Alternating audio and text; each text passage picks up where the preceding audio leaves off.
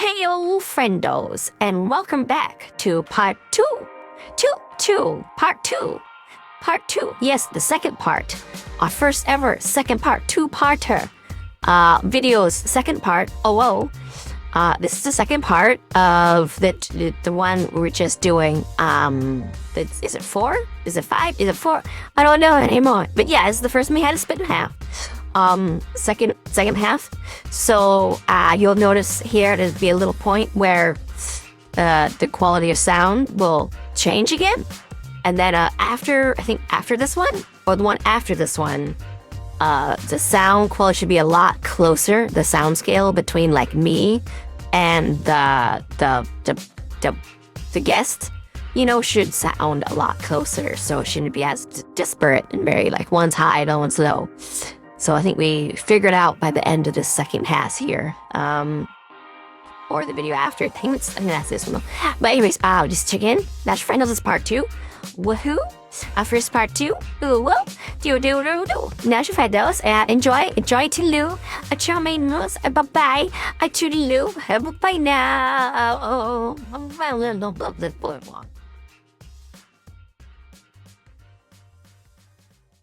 Right. So a couple of things that I do want to touch on about that happened in this fight. One, and this one's really important. Yes, good. To me at least. Uh, did you pick up? I'm assuming you definitely read it. What were your thoughts on what Tattletale was talking about with Regent about his power specifically? Do you remember what that was? Oh, yeah, after he had the backfire. Yeah, his power was starting to backfire, right? But this thing happened where... Yeah, so he had the thing happen where he backfired, and then if he continues from there, it wonks him up more and stuff, and eventually it might up knocking him out in the middle of this. But I remember she said something about it. No, it wasn't much, though. It was really quick. Yeah, she said, this isn't a direct quote, again, it's been a little while since I've read it, but kind of the gist of what she said was like, hey, what about that other aspect of your power? Like, what about that other thing you can do? And he said something along the lines of, I'm working on it. And then he gets knocked out before whatever this other thing is can occur. So do you have any ideas to what that might have been about? Any theories, thoughts? I think, well, okay, my theory is, like, you know what I said I thought his original threat and problem was going to be? Like, I thought what was going to make him scary was what he could do directly. I think the other thing he can do, air quotes, is, like, a more direct control. So, maybe he could get the driver and, like, specifically make them, like, stop the car, like, making them stop the car while they're driving that fast could sense on flying, and then, like, that gives you enough time to do something and gather or whatever, Like, it could be something like that, or even, like, having Baka turn her bazooka onto the Jeep and shoot it, I'm thinking it's something more like that, where he uses direct control. And I think for that one, he's going to have to stand still or kind of like the person and then direct from around the area to what he sort of wants them to do. Because of what I saw him doing here and how much it was affecting him, it felt more like he was leaning in that sort of direction, like he's trying to build up for something and do this thing as they're running around, and he sort of pulls off these bigger moves and tries to get someone and knocks his ass out. So that's what I'm thinking is happening, but it could be something different entirely. Maybe he can make it so that they do an exact thing that he's doing, like his breathing, so they mimic his breathing and stuff like that. So he could, like, stop breathing, maybe he's trained himself not to breathe, for a long time, to, like, wait, like, 12 minutes on the water or something like some crazy divers do. And he just, like, stops breathing there and makes them stop breathing, so they wind up passing out or whatever, I don't know the exact specific, I think it's something like that. Okay. I mean, I'm not going to necessarily confirm or deny you, but you're definitely kind of on the right track. I mean, like, there's only so many things that really could be with a power like his, right? So but you're definitely going. I mean, you'd think so. Um, But there, here's could be something completely wild. yeah. You hear So me out? the next thing I would like Turn the to cameras, have talk issues about again. is Taylor. And again, so these bombs are kind of not just regular bombs, right? They are all kinds of weird, horrible, terrible, esoteric bullshit. And right at the end of the fight here, right, they are basically like face to face with Bagada. They're in a really, really bad spot. She's kind of got them dead to rights. She starts hitting them with shit, and Taylor gets hit by something, right? She gets hit by a pain bomb, which knocks her fucking out. And the way that they end up getting through this fight and surviving it is because she's really fucking stubborn and she has this swarm she can kind of fall back on. And she manages to work through the pain enough that Bakura thinks she's down reasonably, gets close to her, and she takes out her knife and stabs her fucking foot and cuts her toes off, which stops her from being able to detonate the So bombs remotely. that's Um, important that we specify. It's very important we specify something first. This happens after Bakura has captured them after they screw up. Because they celebrate prematurely after Bakura goes down and everything, and then she hits him with the rocket launcher, well, as close as she could. And then she mhm. takes, captives, does that. Like what she should have done originally, which is knock them out and then do the aggrandizing thing at the place. But because this happened after the fact, they weren't able to check them for all the stuff before getting them there and everything. And so she was caught off guard. And what's really interesting, because we're skipping over right now a bunch of stuff out, but one thing that was really cool was during the explosions, the chases, like we have the ice, because like the two bombs, the bomb and missile go off at the same time, and they create this ice thing and stuff, and we see Gru do his power stuff in an area around it, and there's like area of effect where we see the ice is just non-present in this area and stuff, where like Gru did his stuff, and then beyond it, there's the ice even in the air. So we see that thing, and it's our first real clue that Gru's power set doesn't only affect basic senses and stuff, or even basic abilities, but it can affect the effects of things that were triggered by an ability, but aren't necessarily an ability themselves. So to what extent, I don't know yet, but we saw that, and then we, boom, the hug and the boom, so, and then we're over there in Kidnapsville, and I felt very at home there too. Woof. Yeah. Like, So, I don't think the writer has had the kinds of feelings when you've been that hurt very much in their life, because there's certain things I was seeing that they weren't really describing or explaining about it. But I felt like they were trying. Like maybe they've heard people who've been in those situations. But yeah, well, when she actually goes and gets herself together and she chaps into the freaking ground, into the pavement and stuff there, it was really strange how this went down, but also kind of neat. So that point there, I haven't seen something like that happen with a stab like that. We're going into the pavement and chopping like a limb off. I've seen it like go into the ground and pin someone in place. I've seen it with like a chop, like the thing, and that break open people's like foot, or like usually like right around the ankle, cause the leg. How you have the two bones there, like hitting right around the ankle, mhm. causing that split. I've seen that. So for me, it was really, and like I can still sort of like, but I hadn't seen from that ground position anyone foam and stab toes off. I've seen. I actually don't. I'm thinking about. I don't think I've seen anyone's toes get like chopped directly off. They're usually like pulled apart in pieces.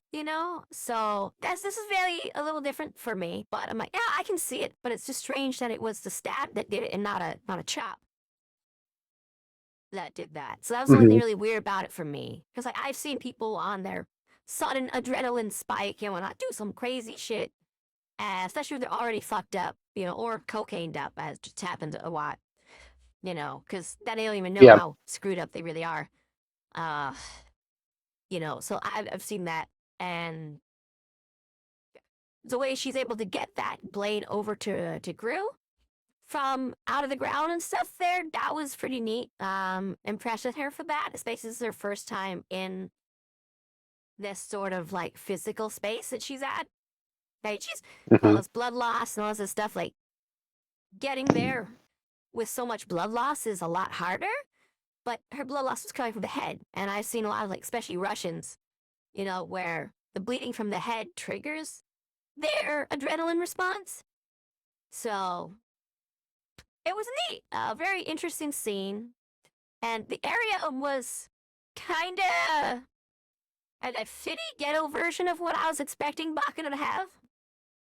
So, yeah, you know, um, uh, the kinds of places I'd seen that were used for that, like this, of course, like random little buildings or side corners or alleys or parts of the woods and stuff that get used all the time. But over in Anchorage, like the north side of like dock areas, there were a few Hmm. buildings where it was like raised escalator type things and whatnot for where they'd move people or body parts through, and like, you get in there, it's almost like a little maze. And I'm trying not to focus too much on it because I know I'll get into trauma because it was really a fucked up experience for me. But it's a little bit more like that. I was expecting her to have one of those kinds of places set up. So the fact it wasn't set up like that told me a lot of what I think's going on with the character.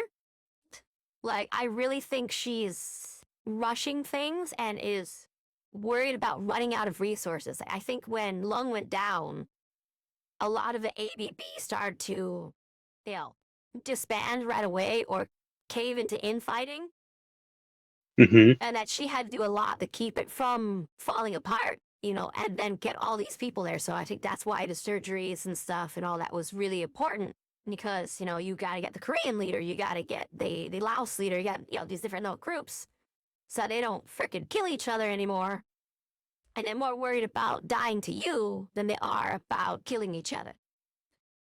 Hmm. So yeah, and then all the people she kidnapped and stuff there. So she didn't have the groundwork to build the kind of or to keep sustained. If possibly they destroyed their own facilities, you know, for this kind of thing that she would be trying to handle and do. So she's making do without the proper facilities. And I think after getting her toes cut off and going through this whole thing and seeing what it's like without the proper facilities, stuff, the screw it, we need Lung and just full terrorism on the city. We're getting him back. Screw it. I think that's what led her to that. It's like the realization that even with all the work I put in and stuff here, without the right tools, without the right stuff set up, I can't succeed on what should be easy. So we need him back so he can get that stuff set up. You know, I think that's what's going on there. And I do like that only is mentioned that he wants to do something really like screwed up and interesting. How he's sort of in this like quasi leader position. Like he might be the true leader right now, but like there's no way in hell he'd accept it or something. So Bakken is officially in that role and capacity, but she knows Hmm. she's not really the leader, something along those lines. That was really interesting. I'm catching some fun stuff there. And yeah, Onili's definitely got like the bloodlust and everything he needs. He's just, something's holding him back. And I don't know if it's a true lack of ambition or if it's a fear of being the prime target when he knows he's a thinker. I'm not sure what it is yet, but there's more going on than I originally thought, which is kind of nice. Um, Okay. yeah, So. I'm really digging it. It's good, and I love that like she had the kidnapped soldiers and that she just murdered a child basically in front of everyone. Some random high school student. But yeah, I didn't do it. Hmm. Just die. It's very common tactics we see used around the globe, like whether in the Congo or what is it? Used to be Persia. I can't remember the modern name for some reason, but like over there, that's still happening. That kind of stuff. Yeah, Hmm. so it's really good. Dig Okay. Um, it.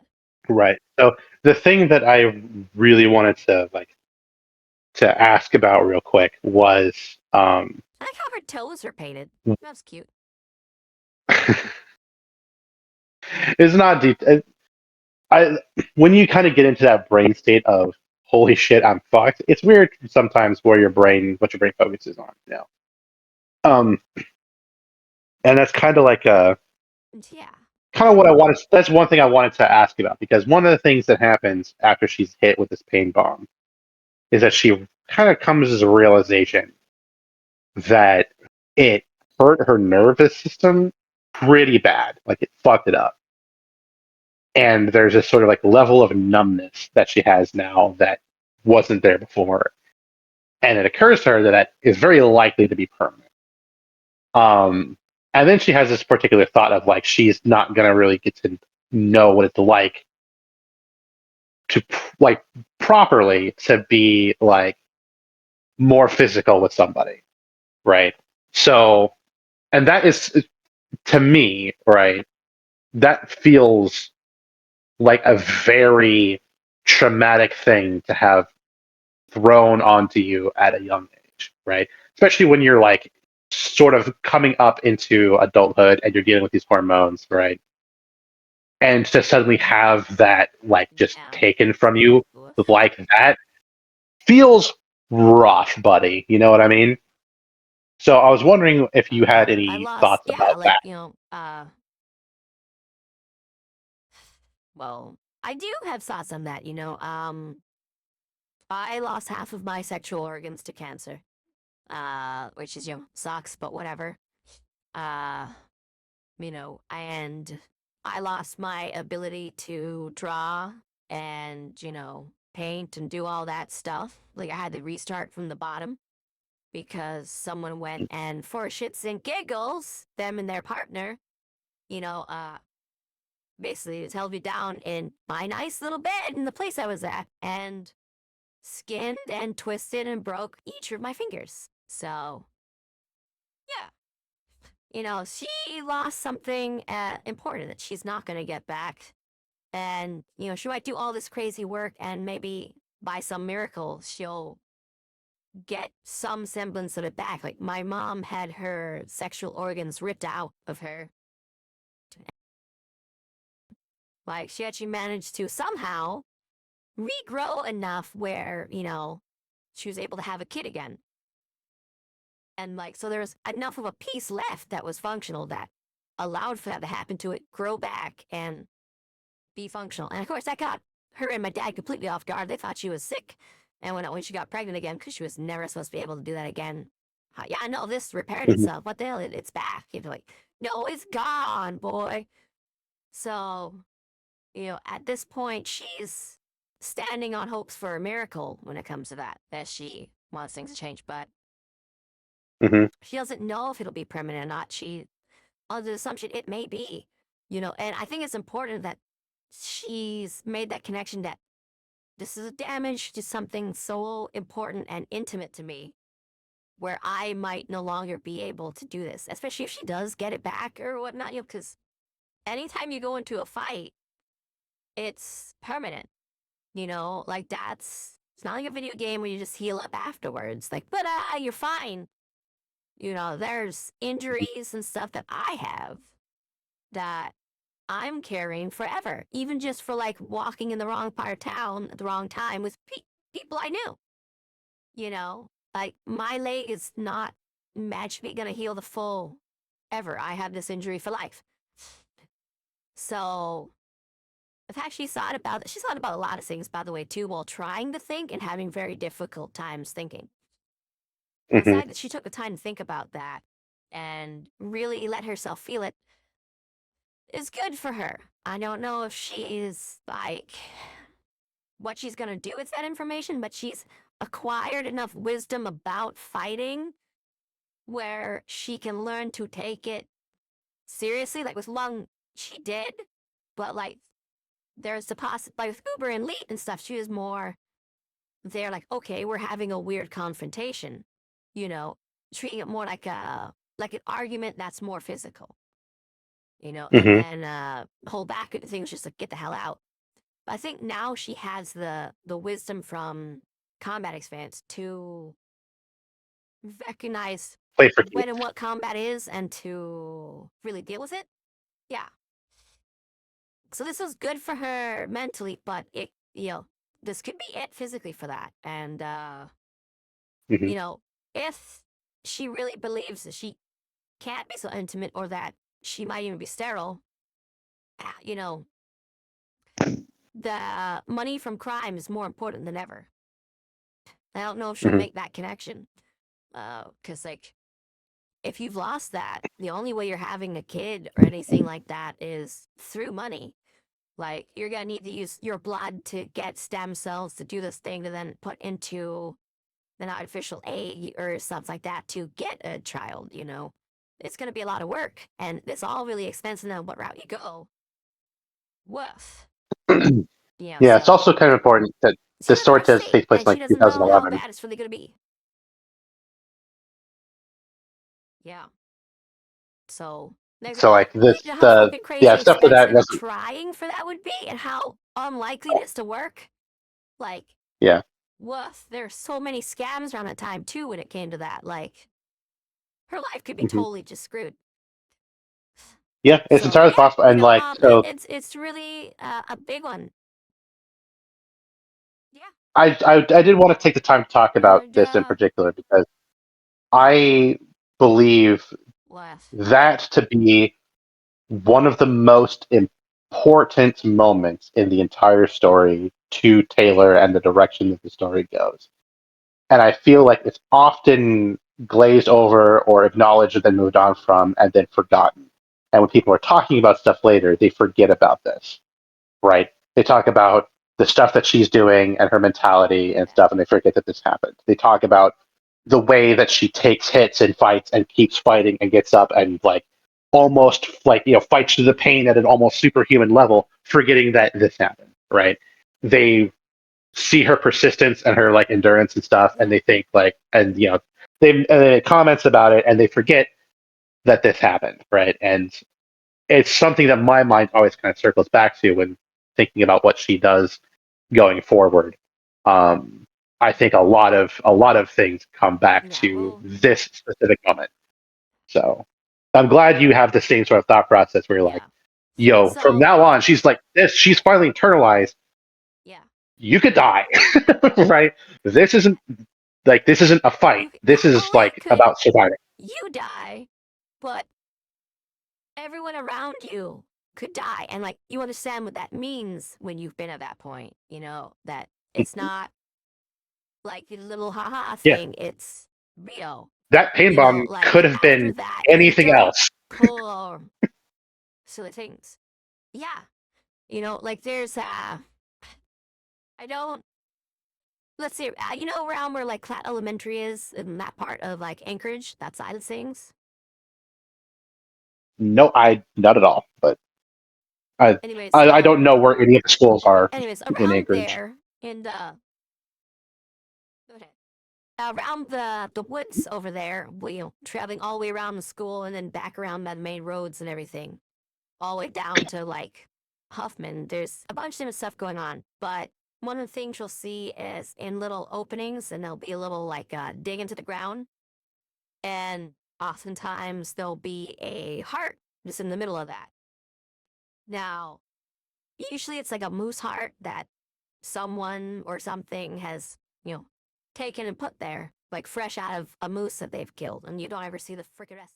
But people who haven't been to the kind of thing that she's done might go there and like grab the heart and kick it or throw it. I've seen that shit. You have no idea how mad I was at people for that. Um, Hmm. but woof. And then there's people who see that and go and like have like a weird, it's almost like a reverence, and understanding of like what happened there, and you reevaluate like your own life and stuff. And well, of course, your nice walk through the woods is over at that point, but you finish up and come back with an entire different thought process. But definitely, I've seen both sides of that thing, and it's like you can tell if someone's been through life based off of like how they react to that thing. And I think Taylor's reached a point where rather than being grossed out or reacting like a child, like how Regent would, she's reached the point where she would reevaluate everything she's doing after seeing that, and go back with a Hmm. different attitude in what she's left. So I don't know how to explain that to people who haven't been to that thing. There's definitely other ways that are like, I don't know. I saw a pizza on the street and my thought is, I don't know what your equivalent is, but like that's a thing. And she's evolved to the next stage of life. I'll say it that way. Like, it's like going from preteen to actual teen. Like you're different now, and Hmm. she's reached that point. But what's really interesting If is you're, if she thinks she's sterile, which if she comes to that conclusion, but I don't think she will. But if she does, that changes how you approach fights too. Because if you're the last of it, you're the end. You know, you approach a situation very differently. Especially, it's like you will know your friends can outlive you and they can have a life beyond oh, you. You're gonna approach a fight very differently than someone who's got something to live for and a future. hmm Yeah. um, So we should probably finish up for, soon then. Okay. yeah, would do that pick up speed a little bit. But if you're interested, Yeah. for me, the sort of the equivalent of that, where like the coming across something and just like seeing it and knowing it and understanding it and having a moment of reflection to myself that other people don't not everyone understands, right? The significance of, right? Is like, I don't know how Yeah. often you went up to Hatcher's Pass while you lived here. Um, A hopefully few you went at times, least yeah. once. It's a very beautiful place. But on the way up there, especially like specifically during summertime, the Hatcher's Pass is like it's up in the mountains, and there's not like a lot up there. It's mostly just way up on some fucking mountains, and there's blueberry bushes, and there's like some buildings up there and some hiking trails like up the side of the mountains. There's not a lot of trees up at the top. Yeah.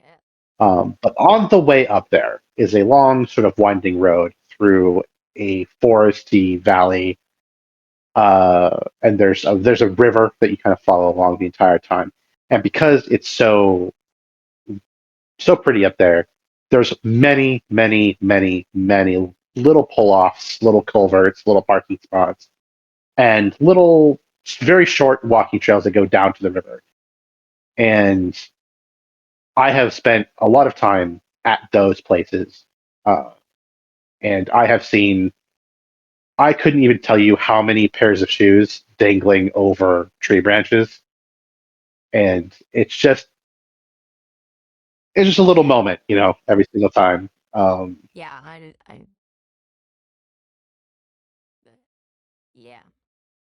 It's like when I would see the clothing all torn up the spruce trees, and I would have to, yeah, you get a different yeah, that's a when it sticks with you differently. Yeah. yeah. Um, Woof. so yeah. Anyway, uh, right. The rest of the chapter. So after this sort of this the complete like frying of her nervous system, the the rest of the Undersiders manage to defeat Bakata off screen because Taylor passes the fuck out. And when she kind of next wakes up, she's at a black site doctor who is patching her up, and they have woken her up through her anesthesia Yeah, to beg her to dude, please it's make the so bugs stop funny. freaking the Cause fuck like, out. yeah, like, so we had so many people like this though in Alaska, and so there's so many like doctors and stuff like that. Like, there really is. Like, a lot of Mhm. them are like bush doctors and like they don't give a the shit like who or where or how you came from, as long as you tell them the truth about what's going on, they can help you get everything set up, get you fixed up, and whatnot. And that's why I didn't die from my suicide attempt. It's because of one of them, you know. And of course, no one knew it was a suicide attempt at the time. They thought, you know, and the whole place got attacked by people at the same time. So they just assumed that was someone trying to kill me, not that that was my attempt. So I didn't tell them for a long time because I know one of them would have killed me for that because they went and took me there and cashed in a lot of favors because they thought I'd been attacked by other people. So yeah, but yeah, those kind of doctor people, like, yeah, they're freaking amazing, wonderful people. A lot of them are like bush doctors or people who went into veterinary school and then like taught themselves like stuff again, like hanging out with like doctors and just being in their offices and getting a hold of the books and reading through them, or like surgeons especially, and learning all this stuff that they couldn't get to because you know they couldn't even just be like a little mental condition that was preventing them from like graduating through college itself. You know, all sorts of stuff, but really great people. Love them. You know, really help you get your life together if you actually had the time to talk to him and stuff. But, you know, Taylor really didn't with what she was going through and the fact she couldn't No. be there to recover. Yeah, no. They had to get her back home. Yeah. Woof. And I love the Yeah. cover story they came up with, especially with what was going on in the city. It worked. It blended really well. Yeah. Yeah. It's almost like Tattletale's really good at this shit or something. Heck yes. Oh my goodness. Yeah. So yeah, You know, we we learn know a that very Rachel got out, but we don't get the specifics of how. um we learn a very important aspect of Taylor's power in between there, where because they have to wake her up to get her to make the bugs calm down for a minute. A couple Oh of yeah, things about that all the bugs is are that turning because she gave the command before passing out. Yeah, yep. So one thing she learns is stay that active. Ah, yeah, her power works even when she's not awake. Which is very important.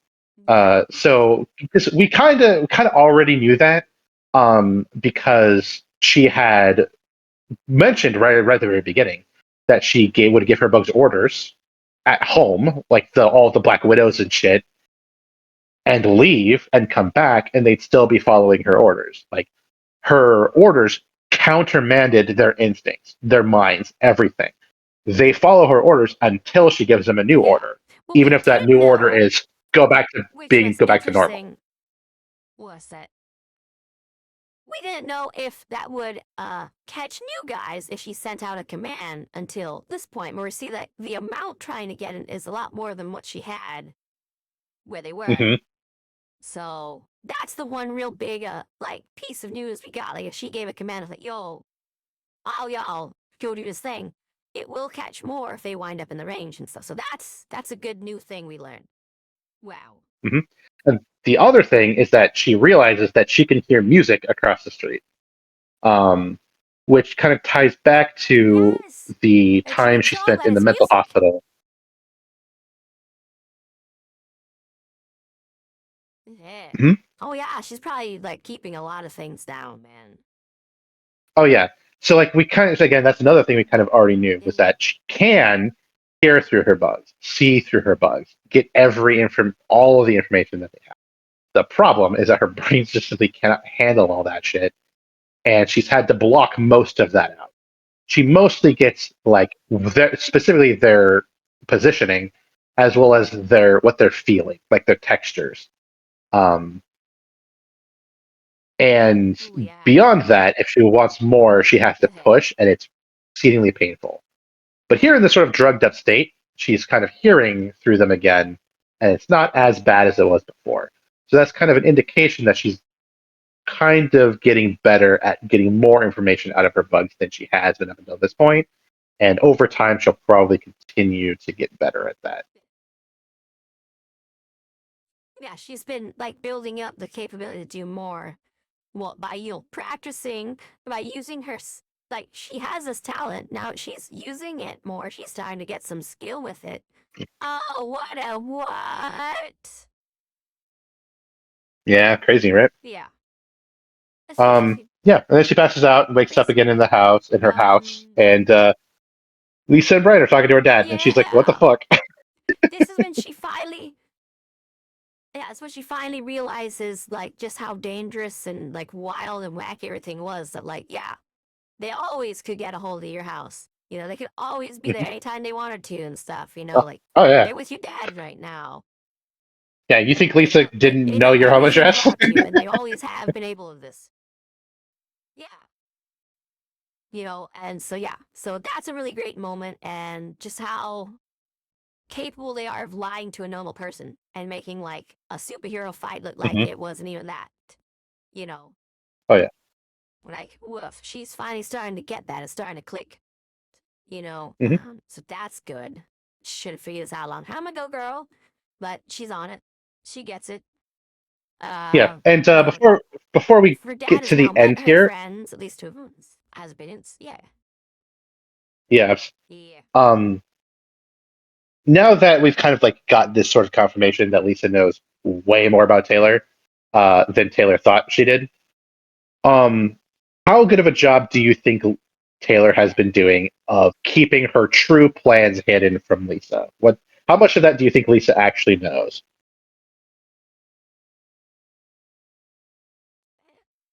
I think I don't think Lisa knows the exact specifics, but I think she's got that. She definitely worked with whatever hero was there, and then she was probably able to just figure out who was on patrol, who claimed credit. So she's like, okay, she definitely talked to that guy, you know. Hmm. So I'm pretty sure she knows that she taught that Taylor talked to Arms Master, you know. Hmm. What conclusion came from that? I don't think she knows the exact specifics, but she definitely knows that Taylor wants to be heroic and wants to do it by being with them somehow. You know, whether that's because Taylor wants to take them down or because Taylor, you know, thinks there's something there which she can do with it. I don't think that Lisa has the exact specifics of it, but Jenner, like, Taylor wants to do something with or against us that makes her a hero in her own eyes. She's got that Okay. down, and talking to Arms Master definitely gave her a direction there. Now she's been to the home and Mm. everything, though, is able to talk to the dad and get a lot of things. A lot of the pieces she was missing about who and what Taylor is have definitely come into place. So she might know what the Oh yeah. original plan was. You know, she might understand that now. And I think for sure she's got the idea that Taylor wanted to bust them to look like a hero. Whether or not she knows the specifics of that, I don't know for sure. You know, like, why didn't she? Like, she might not know the why didn't she? Like, you know, because there's a boss. She wants to get the Mm. boss. She might not know that bit, but she definitely knows the general plan, who she talked to and stuff, and could put things together. So she might go, maybe she's waiting for us all to be in one place where the boss is and stuff, you know, because that's what Arms Master would do, or stuff like that, you know. She did mention that if she gets false information, that, like, it can change what she's figuring out into weird directions that aren't true. Hmm. So she might have had one working theory, and then because now she's filled in the blanks, it's fix it up so she knows for sure. You know, Yeah. she's got You reckon multiple. that if she asked Danny, he totally let her into Taylor's room, right? Like where she just see or have all the information she could possibly want. Oh yeah, dude. Like she doesn't even like need to. If Daddy's just in the other room and stuff like that, she could just walk up there quietly and fast enough. You know, like Hmm. I've been able to sneak into people's rooms, like a whole attics and stuff full of things and whatnot, without needing some stupid superpower thing and whatnot. You know, or Yeah. without asking permission while people are just talking. When it's let people in that, so it's easy enough to do. And her asking permission to go do that and stuff, you know, seems very reasonable, especially if it's like, oh, I think of taking her back up there. I want to make sure it's like, you know, safe and secure, whatever, or whatever, you know, we can do. Like, super easy to do. Like, Lisa's got this. Whatever information she didn't have, she has now. That's a safe assumption. Okay. You know, like, Um. woof. So Oh she yeah. understands what Taylor's Sure. doing, but she still wants Taylor there. for a reason. Yeah, she does. She's still Maybe being really nice this to could be a Taylor. fun thing. Doesn't. She Go ahead. she might have a thing where she, she might enjoy working for the boss and news there, but she might not like the boss. So she might even be on agreement of like, yay, I don't mind if Taylor catches this guy, because we can still operate without him, if we find the way for income to come in, which, whatever. Like, she might have a whole weird system building up of what, like plan 1, 2, 3, 4, 5, 6, 7, 8, 9, 10 of things she's fine with as she's figuring out how to place Taylor. I swaggle. I get in the bag.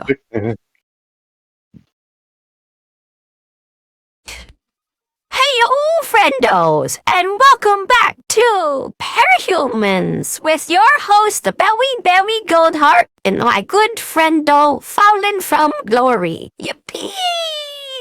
Oh, gosh.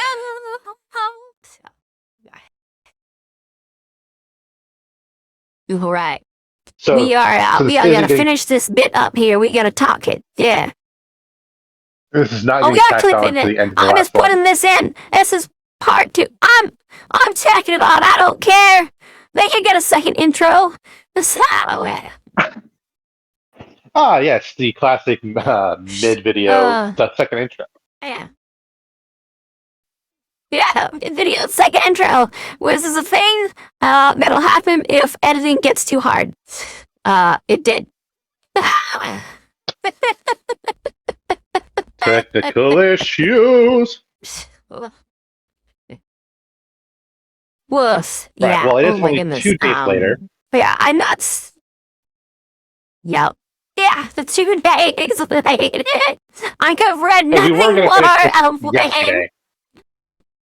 We were going to finish this up yesterday, but somebody passed the fuck out for like 10 hours. Not going to name names, but for once, you would have done another 12, and I'd do it again. Yeah, no, I totally get it. Totally get it. Been there many times. Yeah. Yeah. Woof. Yeah, I think I slept like 48 hours once, and that was the time when I woke up with all the aganyas covering all of my eye, like all of it. It was really weird. Everything hurt. But, oh man, sleep. Yeah, that's... Now. You're the first person I've talked to who's beaten my record. Yeah. Nice. Swiggity swoogity, it's all in the boogie. Nope.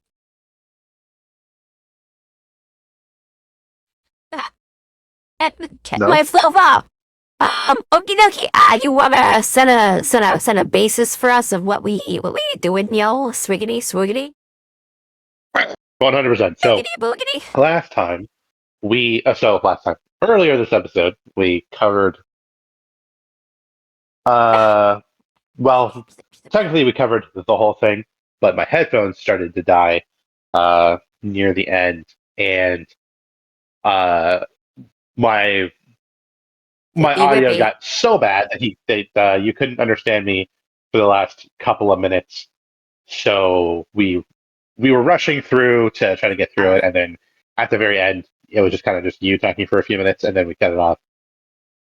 Turns out, volume got all fucked up. Yeah, it was bad. Kind of around the time we started rushing anyway, so we decided, fuck it. We're just going to go back and redo the part we were rushing and get our full thoughts on everything.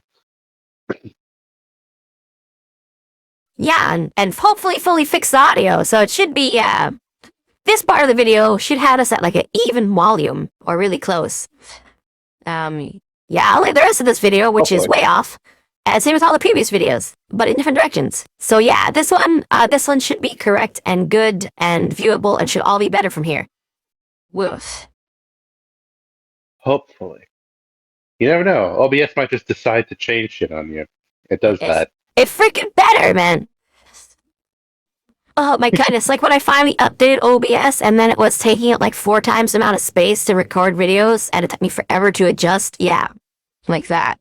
I just started having problems. Like I never had problems before. I was on like ancient, like 2012 OBS or whatever. And then I updated it finally to the latest version. I was like, now I don't work. Anyways, yeah. Right. So I'm Yeah, pretty what sure were we the only talking thing that about?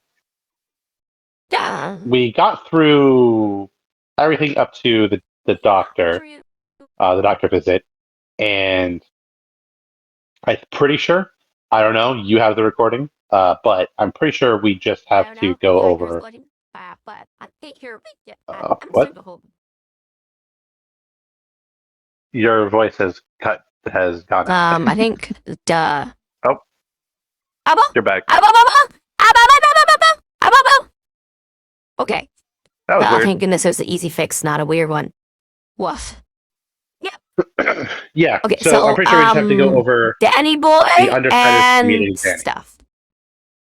and then the final interlude. Yeah. Woo. Yes. Danny can now say that his daughter isn't going insane and making up imaginary friends to go burn herself with at a random fire she finds in woods. They exist. Wow. Unless they're a shared hallucination. Da, da, da. I don't know. He might have to call the cops on himself. But yeah, so Ugh. after Taylor is well enough to be moved, Brian and Lisa drag her happy ass over to her house because Lisa just knew where that was the whole time. They sure do. And I mean, of yeah, course. they meet Danny. Who They wouldn't introduce look that up? themselves. Yeah, and Danny seems to like them at least because they are easily the two most normal of her new friends. Alec and Rachel probably wouldn't have been a great idea to bring along. Yeah. I imagine if they were the ones who brought her, he'd be like, "Oh man, she in the wrong crowd. Oh shit." Man. Yeah, but Lisa's very good at presenting herself however she wants to be, and Brian is pretty anal and like formal, which are usually good signs for the friends your daughter is bringing home. So And let's be real, when Brian's upset with someone or mad at them and stuff, he kind of sounds like a dad who just got home from a really hard day of work and is upset, and finds out his kid is like, "I broke your car, Daddy." He has like that kind of voice and he's upset. So yeah, even if he got riled up, he'd still be a much better choice than the other ones. Mm-hmm. Yeah, he is definitely like the dad of the group. Whereas Lisa, when she gets upset, she kind of just gets bitchy. Yep. Mitchie and I know everything. Fuck you. But yes, at least what I say. Beep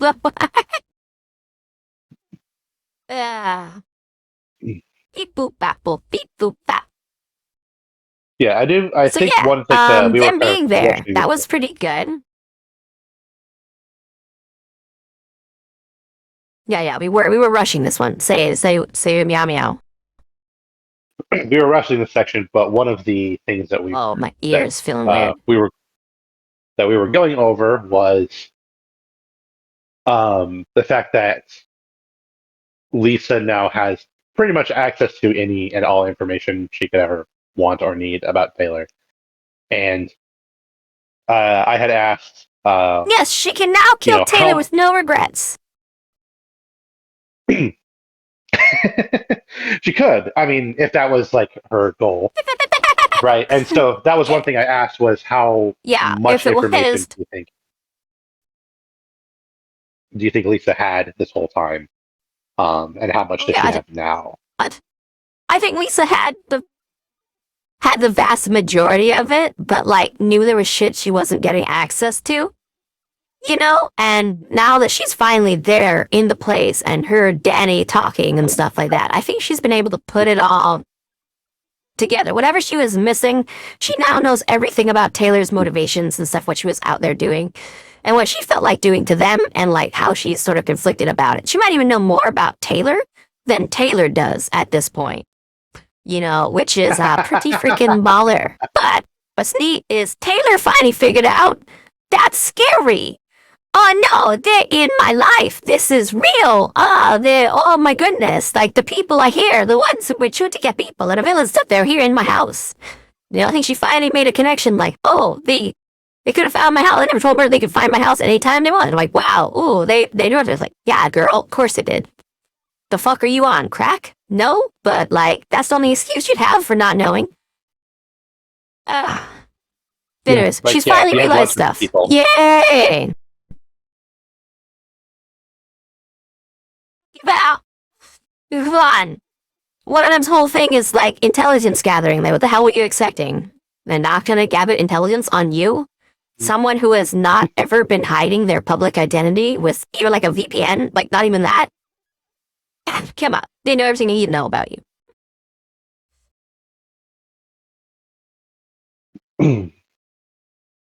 Yeah. Exactly. So yeah, she figured that out. She likes Brian. She totally got to sleep on his arm, and it was super cute. Yay. Yeah, she does like Brian, doesn't she? Oh yeah, dude, like that, yeah.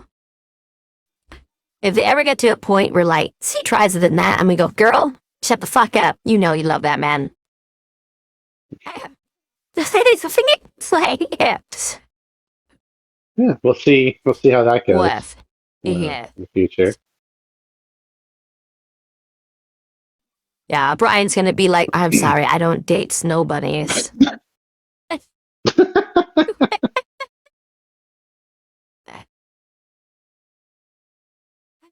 Oh my god. I think that might actually a record that might actually like cause some serious damage there. Like, what?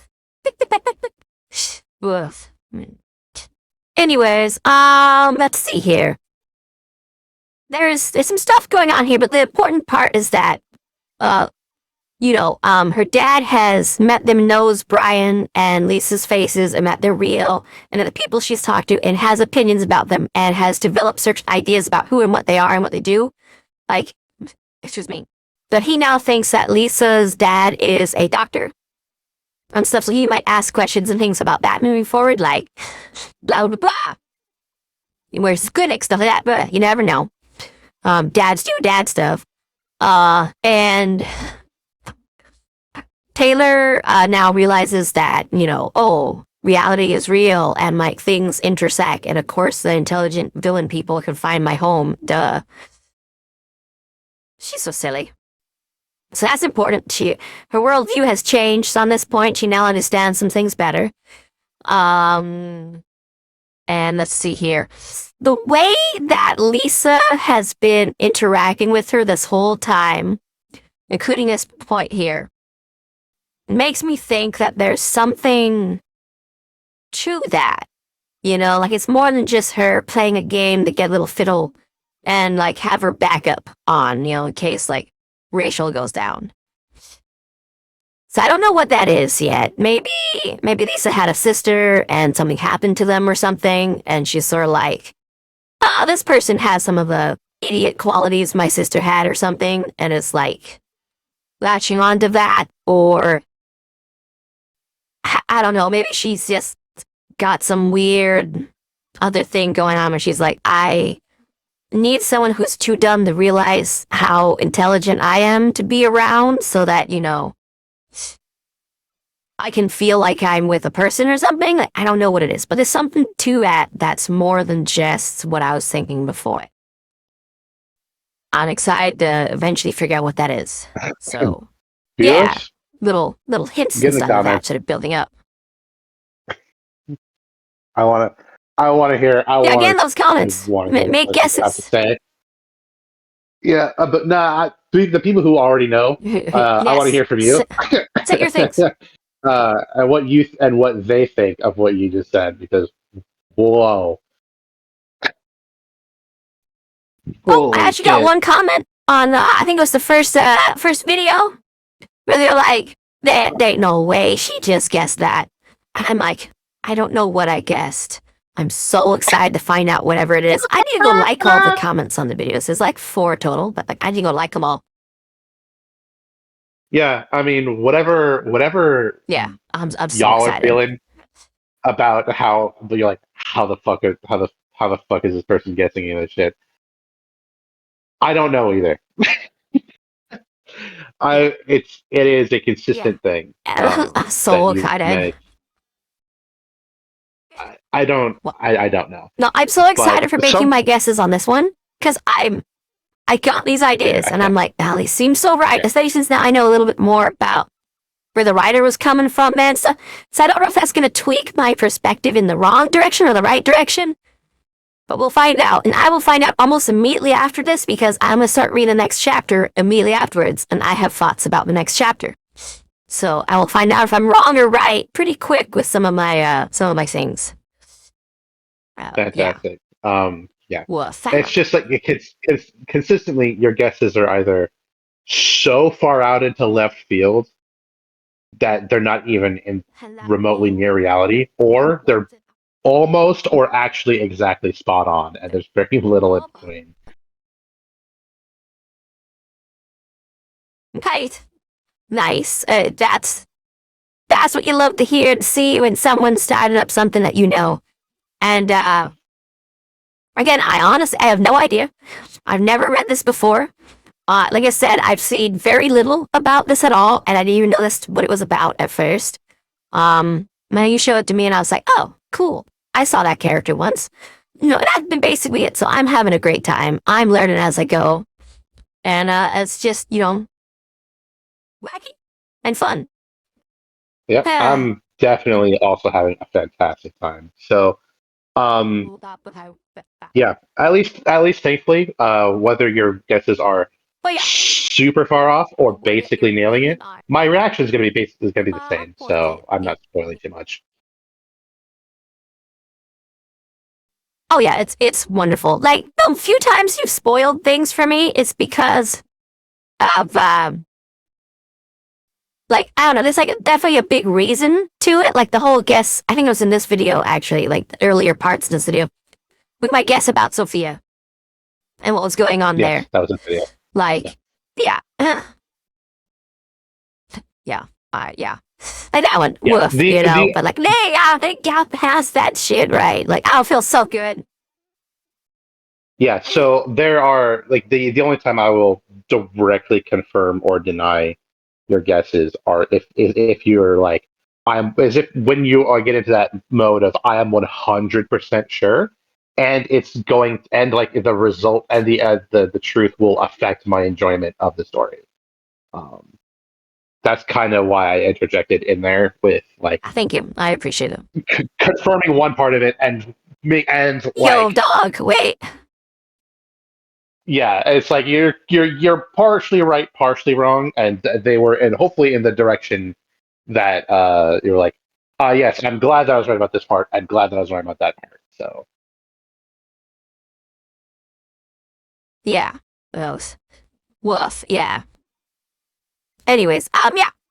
So, we know Lisa had full run of that house because Danny's a little, like underling type of person. Like, if his boss says, do this thing, he'll do that thing. And Lisa has a way with words, so she could get whatever run of the house she wants. Um, that kind of thing right there. yeah, Boom. Brian's there he's also doing Brian stuff. You know. he's also probably pretty ecstatic that she's even having people over in the first place. Um, not like she's not like she And just then mom invited wants them to went out of their into way to help their her from house, something. but yeah, yeah, like she's been pretty like quiet and alone for a long time, and he has been pretty concerned about it. Uh, so suddenly these people are showing up, being like, "Oh yeah, we're Okay. friends of hers," and she got hurt and we're helping. And he's like, holy shit. Oh, thank God. She's like, This is what I've always wanted. she is talking to, Yeah. somebody because she sure she isn't talking to me. So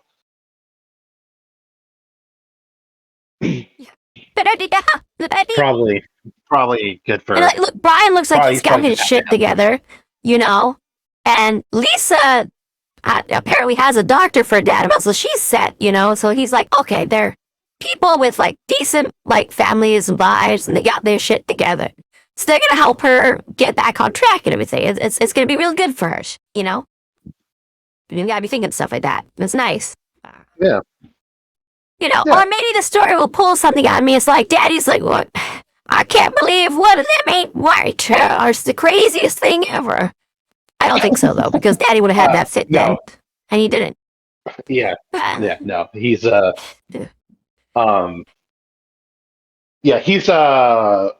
he's pretty high up. So I don't know if this has really come up yet, but he is pretty high up in in a union.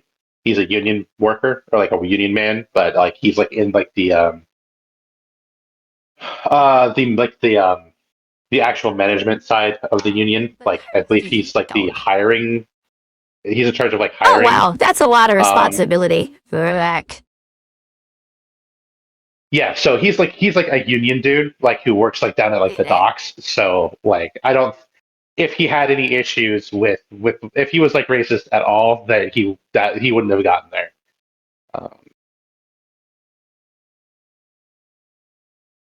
They wouldn't have. I mean, you can get up pretty high in those things if you're racist, but like, you got to play your game then. And he cannot play a game. Fuck no, Danny can't lie to save his life.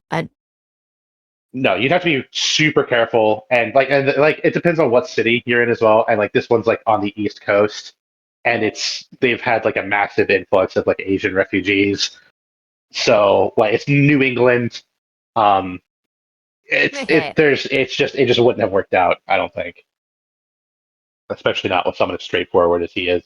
Not with someone as honest as Danny, yeah. Like, no. Yeah.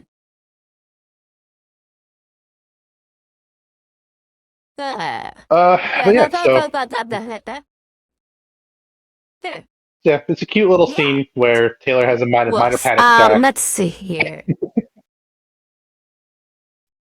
Yeah, a cute scene of her having a minor panic attack and then resting on Brian and having her bestie Lisa with her.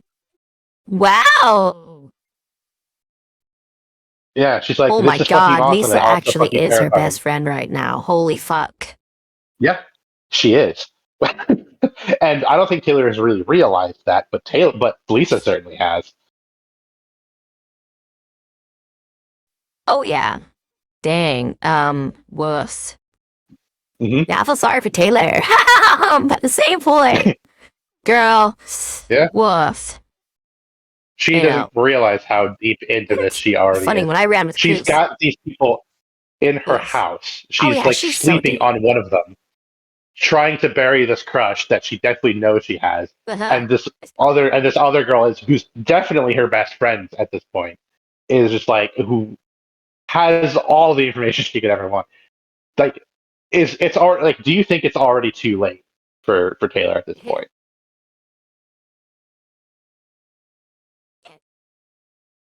No, I don't think it's too late for her. I just think she needs to get her game face on and go to work if she wants to not be Mrs. Criminal for the rest of her fucking life. I don't think she's capable of that. Which is a sad thing. Yeah. Something pretty drastic would need to happen for one of the ways she could. Oh yeah. Yeah, like what she needs to do if she wants to be a hero and not lose these people is, continue the work to get into the wards, and let them know, hey, I'm gonna do this. I'm gonna get into the wards and stuff like that. And you guys are going to be my underground contacts and everything, okay? Like, none of us like Long. None of us like some of these other guys. Fuck the Empire. Screw these guys. But, like, Hmm. I need to go this way. It's what I gotta do. And I'm gonna help you out where I can, and I'm not gonna go after you guys or accept any jobs doing that. Okay? Like, let's make this shit work. Y'all do you. I know Brian's gonna be out when he's got enough money and stuff. He's gonna be good, so that's great. I don't know what would happen to the rest of you guys, but we can make this work and we can get this bread and, still get our lives going the way we want them to go. Cool. Like, if she's able to do that and stuff, they could probably make that work to their advantage really well, actually. Because Taylor's, not too great at the hiding things and stuff, but she's great at not talking about things if they don't come up. And the biggest information gathering person is Lisa, who can make up for any failing Taylor has. So, yeah. Woof. But that'd be basically it. And woof. Because if she tries to do like a dual identity thing of like, okay, I'm gonna go be a villain with these guys, but I'm also gonna try to be a hero, it's not gonna work out because, her build and everything like that is pretty identical to this. She doesn't have anything to really hide her build in one of those forms, anything to make it look like they're two different bug people, or anything. So, yeah, woof. Yeah. And her power is also pretty fucking... It does one thing, right? Like, it can be used for many, many, many things, but the expression that people will see and recognize is pretty fucking straightforward. Dude, and like, it's not like she's only been using like ants and wasps or, related types of bugs, during a thing. She's been using all the different kinds of bugs, and people already know that. So it's like, can't just say, oh, I'm Ant Girl, and that's Wasp Girl, and we fought a couple times, or whatever, I filed my reports about it. She can't even do that, because she's using, like, this all of the bugs. Staging fights, like fake fights in the city against different kinds of bugs would have gone so fucking hard. It'd be so funny.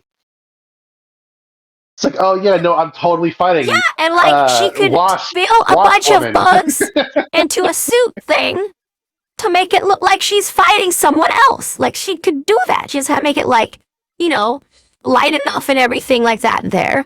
And she could even make some things happen where it looks like that other person has a different set of powers. Like, oh, look at that wasp woman is flying the fuck away. I can't fly. Like, shit like that. It'd be a lot of work to do, but if she knew or thought about doing it and wanted to go this way, she could theoretically get it done if she hadn't used all of the bugs already. Yeah, if she hadn't, like, hit Long on her first night and then gone and robbed a bank like 3 or 4 days later. Yeah, Exactly. Yeah. No, it didn't go down that way. She could have made this work with just a little help from her friends. Woof. Yeah, oh my but goodness. We're here now, and but we might be able anyways, to circle back around, and she might be able to get out and be it's here. salvageable, but not easily. I don't think she'll get out, if she does become a hero. I think she's going to be intrinsically connected to these guys. Or said they'll be her underground contacts, but it'll work more like she's their heroic contact, of like, oh yeah, the Protector's doing this shit. Bring, yo guys. Arms masters patrolling this side of the city. I know you were gonna hit that thing over there, or whatever. It'd probably work a little bit more like that. But I think since she knows that they're on a time crunch until they're no longer a crew, it's sort of like a siege she might be willing to put up with, because she's like, we only got so many years of this until they're done. I also think that's part of Rachel's issue, is she knows eventually this crew is going to be over, but they actually feel like people she wants to be with long term. So, yeah, I think we got a lot of stuff going on here in play. Because the way she talks to Gru in the little interception thing is going to be talked about in a minute here, and I want to talk about that too. Yeah. Meh. Yeah, that's So, pretty much yeah, your turn to all my speak. questions for Whoa. this section. So, I mean, yeah, that's I don't have much else about this section. It's relatively short, um, and yeah, it's mostly That Taylor's guess. internal monologue. So Oh, there's I'm there's one other thing important I about this section. yes. We know that Bakuda is attacking a lot more of the city and stuff, and that Lung has been freed from jail Oh because yeah, of yeah, that. yeah. I suppose it's probably And important, huh? that's the thing we know. Um, so Yeah, yeah, that's yeah. probably Pretty much we important. learned That's that probably going to change the scope of the story. yeah, they go fucking Bagada goes fucking nuts and starts blowing the shit out of everything. And we pretty much learned the reason why like Oni Lee wasn't that at that fight was because he was busy at the Protectorate headquarters getting Lung out of containment. So whoops. Is that the Protectorate headquarters where he was? I thought he was at like a place called like Black Church or something weird like that. Black Site something or whatever. The weird special prison. Is that in the Protectorate? He was going to be sent there, but he hadn't been yet. He was in temporary holding until a transport could arrive to take him there. Because of his injuries and everything and stuff, too. So they had to make sure he was healthy enough to be transported to. Okay, yeah, Yeah. that makes a lot of sense. Okay. He was either in the Yeah. Protectorate HQ or the PRT HQ, which are two different buildings. He was probably in the Okay. PRT HQ. Wow. Woof. That's rough, Maybe. buddy. Yeah, probably. Because I don't think Oni Lee probably went out all the way out to that oil rig. So it was probably in the PRT HQ. I don't remember. No. But, yeah. So wait, no, I'll save it. I'll save that for after we talk about dog time. Okay. Dog time. Think we're ready. Dog time. Brutus. The goodest boy. Dog time. Brutus, my boy. Yes, such a good boy. You're kind. So we get dog time. We get it through Brutus's perspective. With the way the writer's writing Brutus, you can say, oh, that's just how doggo thinks. Dogs think that way. Doggity dog. But I feel personally that it's moreover a dog who's been through a lot and like suffered some brain damage and other things like that, but keeps on trucking, you know? Mm-hmm. So I feel like that's sort of like the perspective he's coming from. Like, he's been through the ringer. He's gotten his head and stuff. Some things that he should be able to connect or whatnot or know or think more specifically on. He can't quite do that way anymore, but he can still have a great time, understand a lot of stuff, and, you know, get to it. Get dogging it up. And it's pretty great. We learn an important facet in here about Brian, since I now know it's Brian. I was really like, it's Brian, right? It's totally Brian. And you did confirm for me, yes, I was Brian. And that's the scentless man. So Brian apparently doesn't really have a scent. But it's like notable that there is no scent on him. So the dogs could potentially find him and track him down by going, where is there an absence of scent? You know, instead of like, where is scent? But an absence of scent in the middle of several different scents could be ridiculously hard to find because you're like, where is there not one? So that's really interesting to know, you know. And the way Brian is talking in here to Rachel, who's wanting to take the dogs out on the walk, or at least Brutus out on a walk, makes it sound like you can see more of the like dad dealing with like uptight teenager who's doing stupid thing at stupid time in him. Like he really comes off of those sorts of vibes, and Rachel comes out with the kind of vibes of like daughter who's like, I'm gonna go do my thing, Dad. I don't care what you say. I'm rebellious now. Like she sort of has little hints of that while still, you know, being herself. Like she's not like extra pompy or anything. So that was really interesting to see. Oof. Hmm. Like, you could read this in a different way where it comes off like Brian is stating him because he's truly annoyed at Rachel and really does want her gone. Because earlier he said, I'd prefer having you, Taylor, instead of having Rachel. So this could come off as, I want you gone. Like, I really don't want you here, Rachel. Why are you part of this crew and stuff like that? I really hate that you get up to this stuff. You should be staying here. You know better than this. Fuck you. It could come off that way.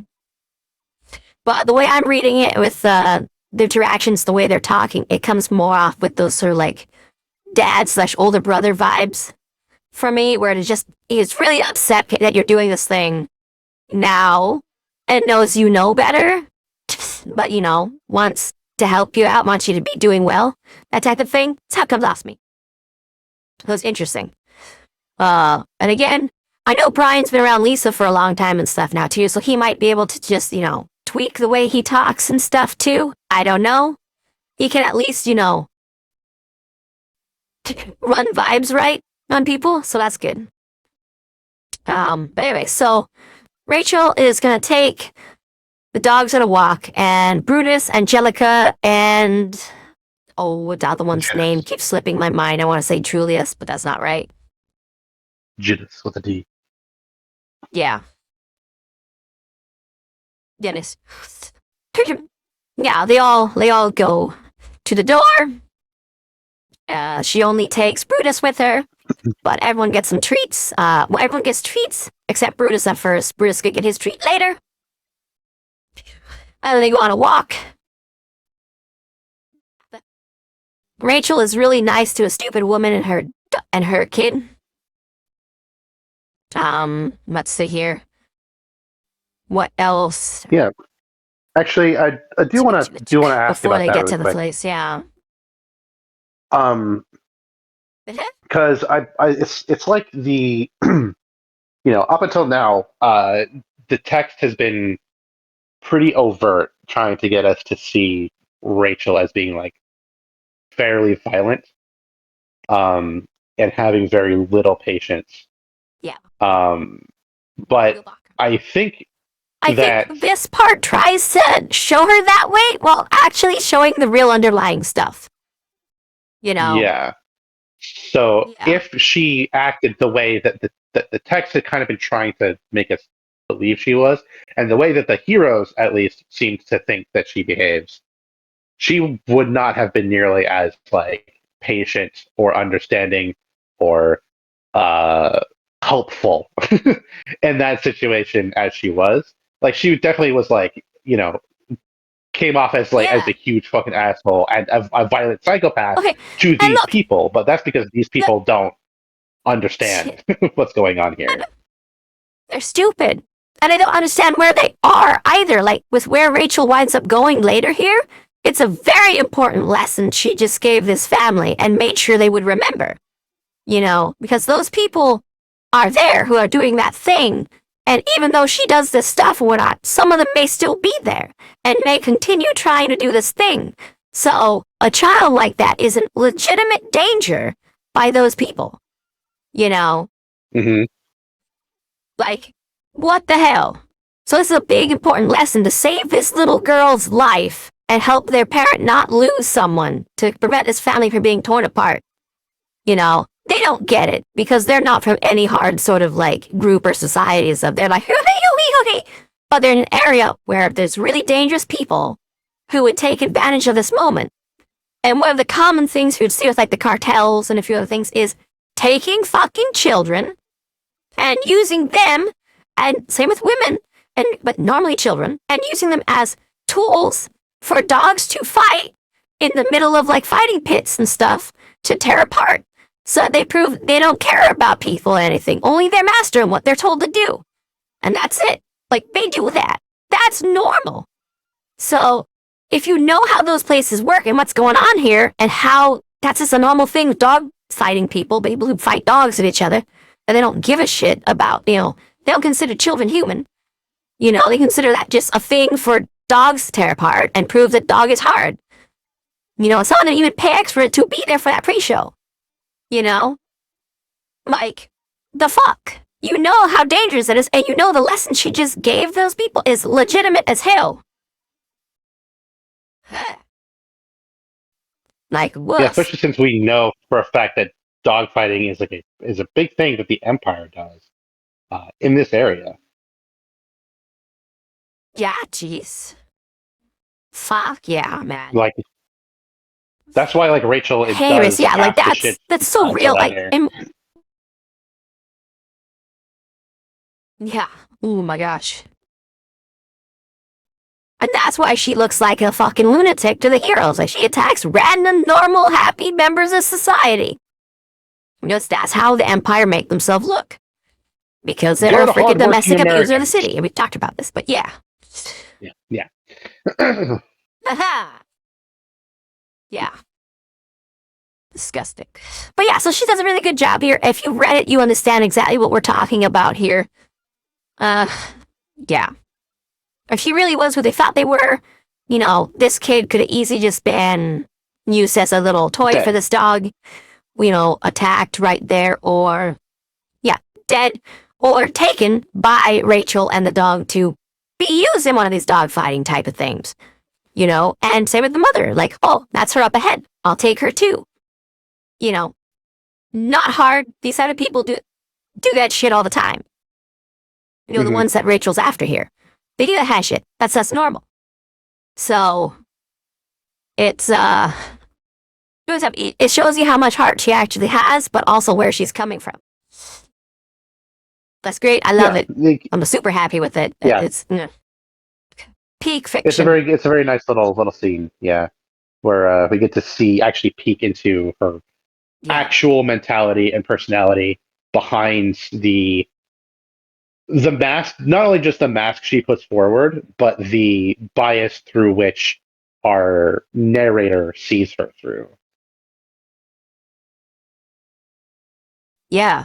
And then when we get to the actual dog fighting place, you know, she goes through the whole process of having her dog checked out by the guy and everything, and then going in there.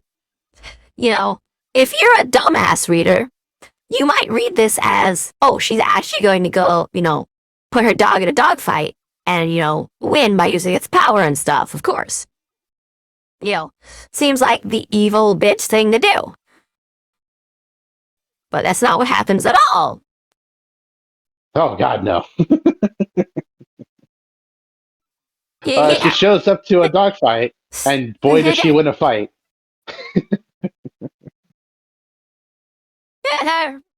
Yeah. Excuse me. I'm surprised by how few people were like, I guess people use cards and stuff more nowadays and stuff, even with that, with offshore accounts and everything, but it used to be that in the day, most of that was done with cash. So, you know, not meant to be like the cash and that would get all fucked around and stuff like that, and people would go a little nutso about it. And I've seen people when people are getting shot in those kind of places, stuff still being like, I'm grabbing some fucking cash, man, I don't care. And going for it, you know, even if they fucking do get shit on, they don't care. Like, woof. It's a very certain group of people, like certain types. Like there's A, B, C, D who are like in those kinds of places, you know, and yeah, not fun. Well, yeah, she had a good time, kicking some ass, taking some names, you know, beating some people up. Sadly, she didn't kill everyone, but you know, I don't know why a lot of the people here are just so not chill with murder. It's really weird to me, but you know, the writer's writing what they want to write. Yeah, I mean, so Yeah. like to be fair, 2 notes. This is still technically a superhero story, so the superheroes kind of need to be against murder to be quote unquote superheroes, and also this it is they are I don't know. still The law Shadow and the enforcement. Phantom and a So, few other badass is always about it, but you know, when it's important. yeah, I But mean, Rachel I'm ain't a not gonna. superhero, anyways. But yeah, you know, whatever. She, you know, Wow. you based. I don't know why she's so fucking. It's super. Why everyone thinks she's such a villain or whatever. She's fucking awesome. Yeah, she is And super nice. She is a freaking super yeah, heroic person. Like she's more of a hero than Kid Wiz is. Or Kid Win, you know. And this one scene alone proves that. Yeah, I mean, she goes in, she wrecks shit, Oh, yeah. you know, throws people around, causes injuries, and then rescues all of the dogs. Well, all of the dogs that she can, anyway. And then leaves when she knows the police are coming so that the police could take care of what they find. And Hmm. she didn't go on a crazy murder rampage or anything. This is better than Kidwin, who was like, I'd build super gun. Haha, it could kill everybody. Let's shoot the fucking city. Type of crap, like, she really outclassed him on being a hero with just this one. Woof. Yeah. The kid win slender Yeah. is And is again, doing wonders minimal for my damage to soul. the city and everything. Even the building's still intact. Yeah. Yeah, she Yeah. she did her thing, Like, and she walked out, yeah. and everything was fine. Yeah, honestly, like, she deserves that award of approval stamp or whatever, like, what the hell? No, she's doing a public Woof. service, and then Kick Brian Kidwin gets out, throw him to the irrationally crime upset with her. syndicates, and make her a hero. Yeah. Woof. Anyways, I love this section. It's like the first time other people get to see how valid and awesome that, like, bitch is, and I love it because she is valid and awesome, and I could tell from the start she's amazing. Woo, 20 out of 10. Best character.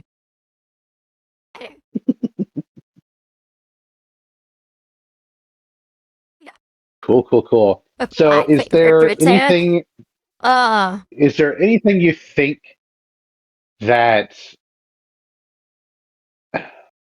So, I mean, like, we do get like this very weird and seemingly unimportant detail about Brian not having a son, right? It's a very specific thing. So I'm wondering if you think that that's how deliberate that is, and whether you think that that's just like a consequence of his Can you say power. it again? Hmm. Your audio messed up again. Brian not having a cent. Yeah. Uh, It's okay. yeah, so I Brian was not wondering having a if you cent think is that what we're that's talking just about, right? yes. Um, I was wondering if you just thought that that was a detail that Okay. was included because we're looking through the perspective of a dog, or if you think that's going to be used for something later, and what that might be. Oh, it's both. Because one, the perspective of a dog matters. It tells us things that we're not thinking about. Like, literally, he's looking at different notes of the city and stuff like that. He's just kind of silly about it. But when it comes to Brian, noting that he has no scent, the scentless man, is important because that means other things that could track him or figure him out won't work. Whether that's like canines later when like police are called in, and stuff, they send out the dogs to chase them or whatever and stuff there, they won't be able to sniff him down. Or even like a really well-trained assassin, anything, they're really good with their nose. Like, same with like bomb detection guys, like those guys usually spend years training their nose and everything. So any of those sorts of guys going up against him, will have a lot harder time than they would anybody else. And especially if he activates his powers and in the other sense of taking down two, they can't just smell their way in. So that's really intriguing. And lets us know there's a whole set of like character types you might be expecting who could do well against him, who will have just as hard a time as anybody else. I think that's pretty neat. But it could also mean that he can't be found in an emergency, like if he gets injured in a building and there's a lot of different scents, there were different types of people in there doing different stuff and whatnot, and it's on fire or whatever, the dogs might go in to try to find him, to get him out, like they could be called in, but they might not be able to find him simply because of the scent.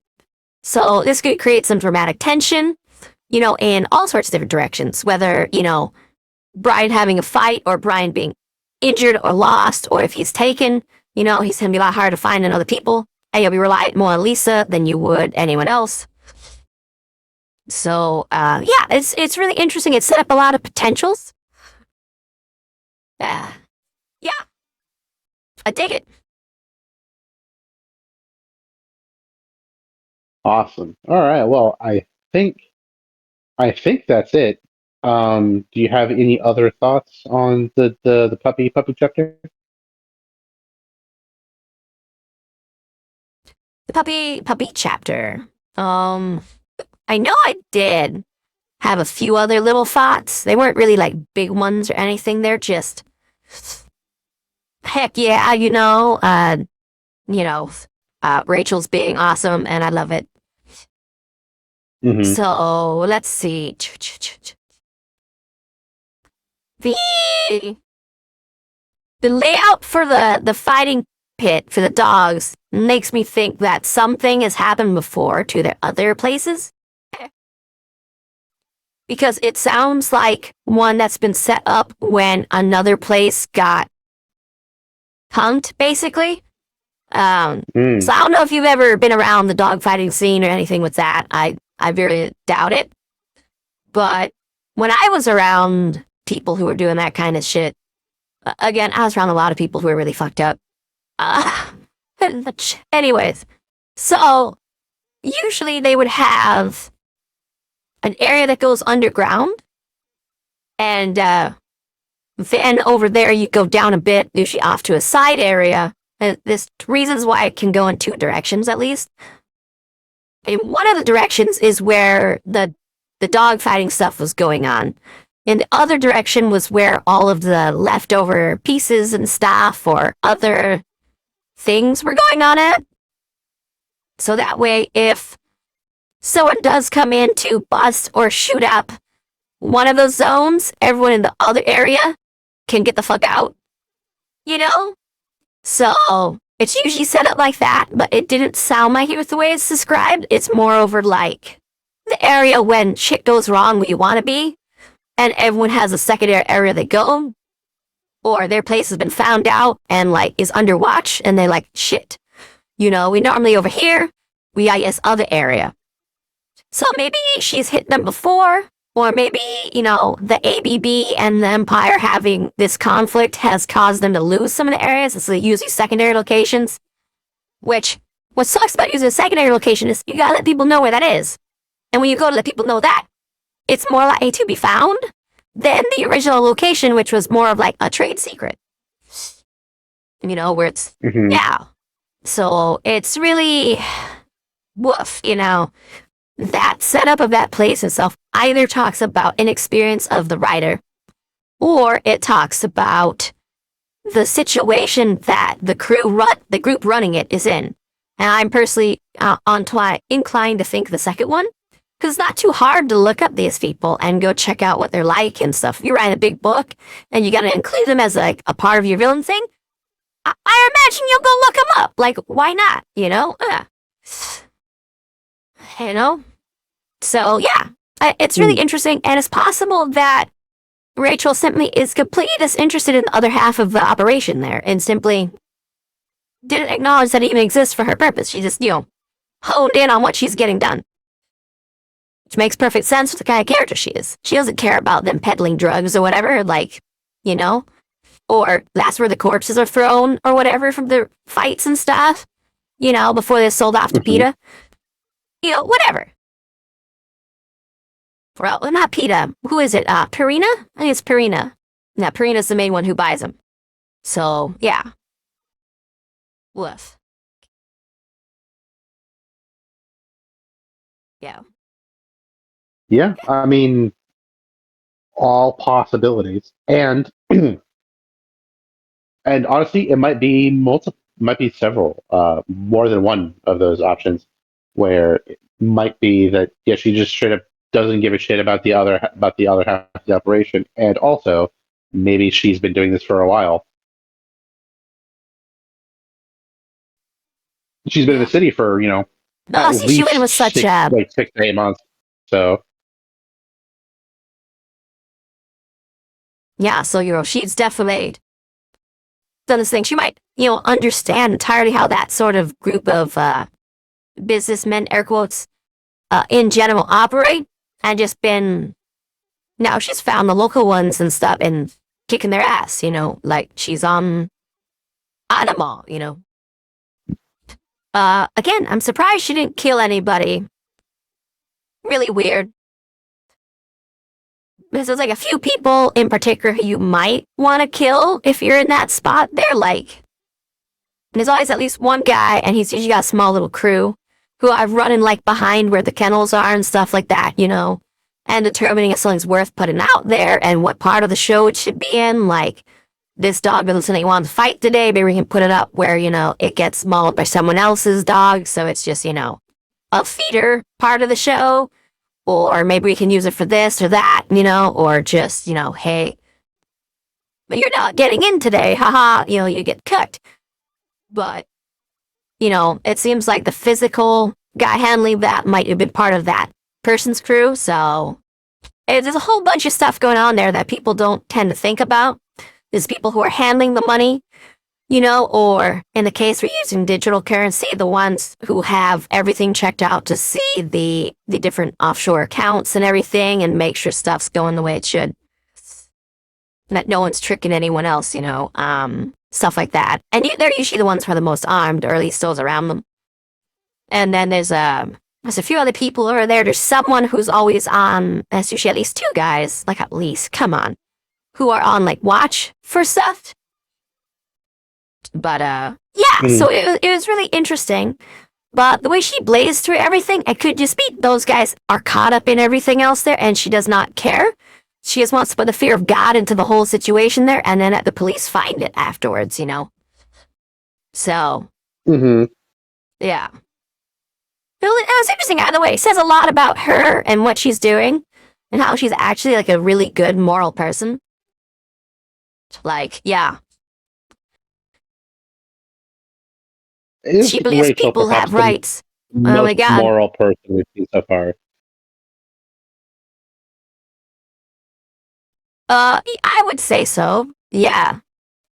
What I've seen, yes. Because she went out there when they were bombing the city and everything to go do this, Like, what the hell? It's the time to be staying low and, waiting shit out.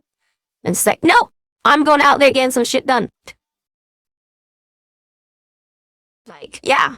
Yeah. Woof. Neither rain, nor sleet, nor snow, nor hail. Stop me from That's fucking up right. your dog rings. Hell yeah, dude. Like, and she didn't really pay much attention to the people who brought the dogs and stuff in the first place or anything. A lot of like kind of people who get started and they're young, because there are young people who are doing this, aren't there because of, wanting to be there. They're there because the only thing they can rely on at all is a abused dog who, is really protective of them and willing to attack anyone and anything else. So a lot of the young people get in that way. So for them, that's their only income. That's their only way of knowing that they got food coming and whatnot. So yeah, it sucks to lose the dog and everything you had and for it to be taken by someone and stuff, but it's better than it dying and you knowing that you have nothing else, because that happens to so many of them, and then like they get devastated. At least this way, the person, air quotes person, the animal who they trusted is still out there, and maybe they'll have a better life. They don't know. So for them moving forward, that could be a point of hope that like it's might have a better life, so I should try to have a better life. As opposed to just when it dies, it's like, well, it's dead. The only thing that loved me is dead. I don't deserve to be loved, and wind up in a depression spiral. Happens to a lot of people, one of my buddies who, was very similar boat. He wound up by the, I don't know, the little ditch thing by train tracks and stuff, and they found him in summer because he was rolled up there, and just that's where he died in winter, rolled up. But yeah, That kind of stuff happens. So all the time, you know. So the more you can handle, get rid of these things, the better. The more your city can put up different things for dogs that are competitions, not just dog show, but like the pity muscle competitions where they're like pulling stuff and everything, or those weird little race things where they grab the thing that's up on the like 20-foot pole and they pull that down, stuff like those sorts of things. The more you can get that kind of stuff set up in your city, the more people who are stuck with something like that, where that's their boat, have a good thing to try to participate in and find a life path with. So, yeah. Woo! Let's go! Hell yeah. Yep, Well, forgot the I word think ditch, man. That's annoying. Oh, okay. You said ditch thing next to the train Yeah. track, so I'm thinking in my head like a culvert or like a or something. I'm not sure, but yeah, just Yeah, ditch basically. works. Yeah, like where it's at like the curved angle. Yeah, ditch works well enough. Like, I'm not gonna bother trying to figure out. If you know the exact word, tell me in the comments. But yeah, I think that is Yeah. that's like a good Left. place to wrap up for Brutus Interlude. Yeah. What do you think? Yeah, I think we're done with the Overall, interlude. Yeah. Unless, get with Wilma?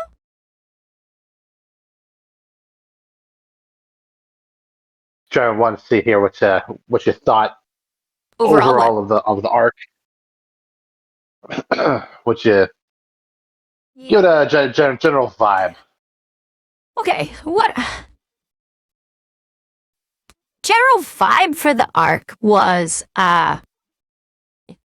excuse me. I think this was the arc I was supposed to give people people get taken. You know, people get kidnapped, people get taken. The ABB is taking people.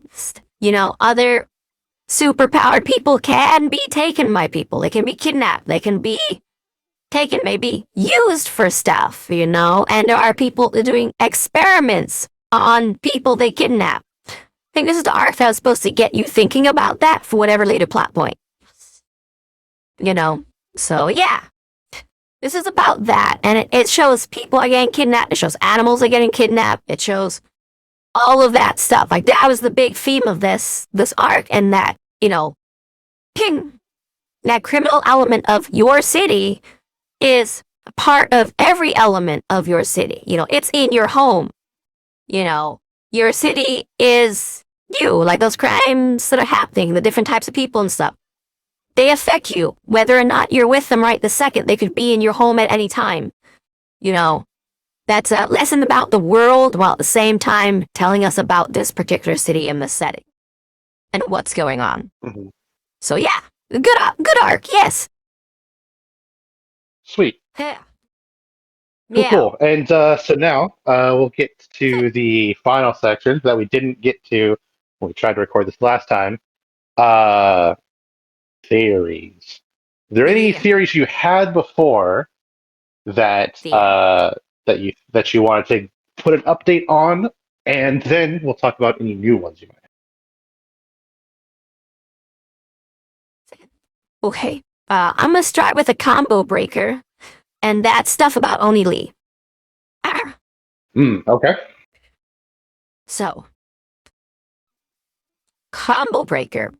After what we have seen and everything, and what I now know about the writer and their original first little bit before they improved as a writer, air quotes, you know, like they focused on diversifying more properly, and I'll say it that way, and including thought processes and stuff like that. Before that. So I think a certain kind of character is getting ready to show up. A very specific kind. And I think Oni Lee might be a version of that kind of character.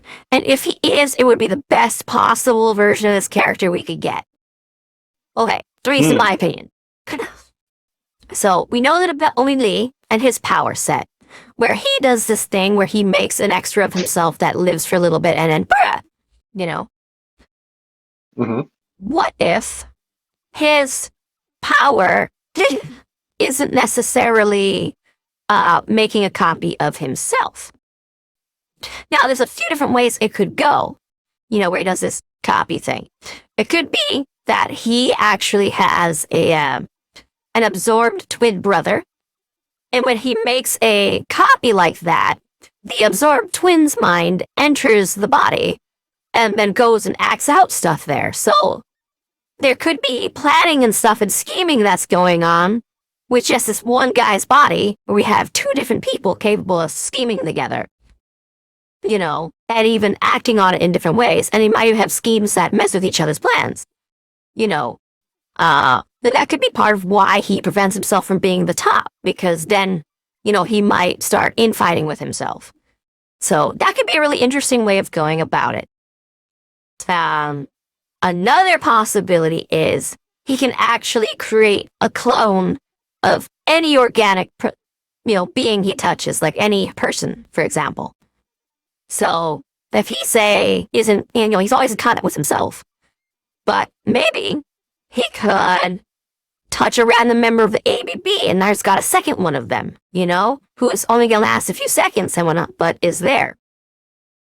Now imagine that being a secret he's keeping, and say we get to a really big climactic battle where, all the Protectorate's there, getting ready to take down Lung and the ABB for real, and Taylor and the gang are caught up in the middle of all this shit.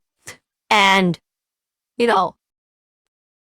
goes over, he goes over to Lung and just duplicates Lung. Like, fuck, that'd be crazy. That'd be so cool. Woof.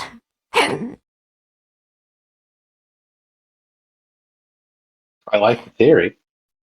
Anyway, so that's my only lead theory. Yeah. That's a really fun theory. But the reason I got to this theory was because a type of villain we haven't seen yet is, or at least we don't know if he's seen yet, is one who's multiple people. And since the ABB is picking up in importance, and my thoughts on what I think the next chapter is going to be, I think that if I'm right about what the next chapter is, then this very specific kind of character or something based off of it is probably going to show up. At least that's my theory. So, I believe the next chapter is going to be the ongoing assault caused by the ABB and the aftermath of it. I don't think that Taylor's going to get a time to fully heal. I think stuff's going to get bad, and they're going to have to evacuate their house, go somewhere else, and she's going to get caught up in some BS. That's what I think is going to happen. I think that's going to happen, and I think we're going to be introduced to a parahuman, or faux parahuman, among the ABB. That's what I think is going to happen. So, my assumption for who this parahuman or faux parahuman is somewhat based off the concept of what's the word for it? I'm trying to remember. It's like Janiceps, but different. What is it? Give me a second here. I need to give the proper word before I say the slur word that used to be my word thing. So I think it's gonna be air quotes conjoined twins inspired character, and the reason for that is there's this very specific Siamese guy. I can't remember his name, but because of his fame, the phrase Siamese twins got made it to a colloquial term that was used globally for, anyone who's, gifted. Mm-hmm.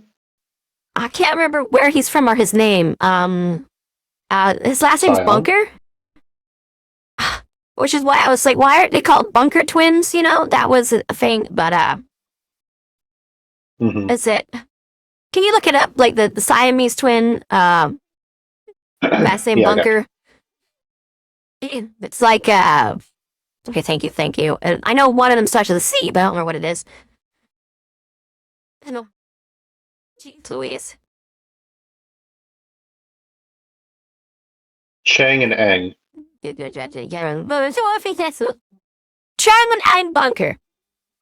Incredibly famous Siamese twins. They did all these tours everywhere. And they're where the phrase Siamese twins came from. And eventually it wasn't just used as a thing of be like, oh yeah, it's someone who's like this cool guy. It just became a word for anyone with that condition, and eventually wound up meaning, oh, jokey, inhuman, unworthy of respect. So that's why it fell out of favor, and we stopped using Siamese twins, but always felt Siamese twins was a stupid word anyway. It should have been bunker twins, because of the person it came from. And then, we now just call them conjoined, like the medical condition, or there's a few other half slurs that get used for it a lot between different places. And depending on how you're conjoined, though, we might still call you a Siamese twin if it's only in like one or two locations, just to let someone know that it's that kind of conjoined twin, as opposed like some Janiceps who's, their heads are connected on opposite sides or other stuff like that, But yeah, I think a character inspired by that concept is going to be showing up really soon as a member of the ABB.